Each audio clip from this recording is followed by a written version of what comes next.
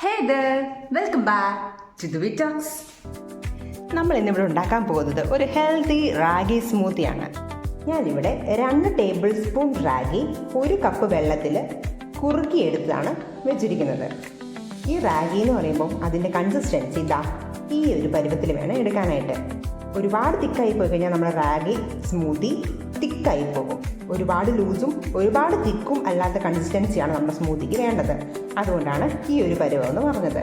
രണ്ടാമത് വേണ്ടത് 1 കപ്പ് പാല് തണുപ്പിച്ച പാലാണ് എടുത്തിരിക്കുന്നത്.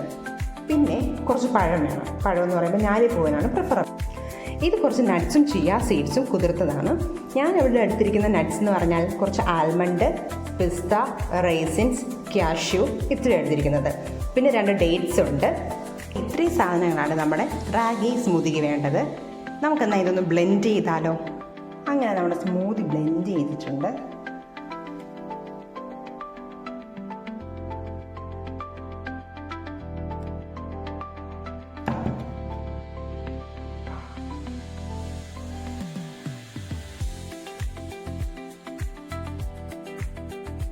പ്രഗ്നന്റ് ലേഡീസും ഫീഡിങ് മദേഴ്സും സ്കിപ്പ് ചെയ്യാതെ നിങ്ങളുടെ ഡയറ്റിൽ ഇൻക്ലൂഡ് ചെയ്യേണ്ട ഒരു സാധനമാണ് നമ്മുടെ റാഗി സ്മൂത്തി.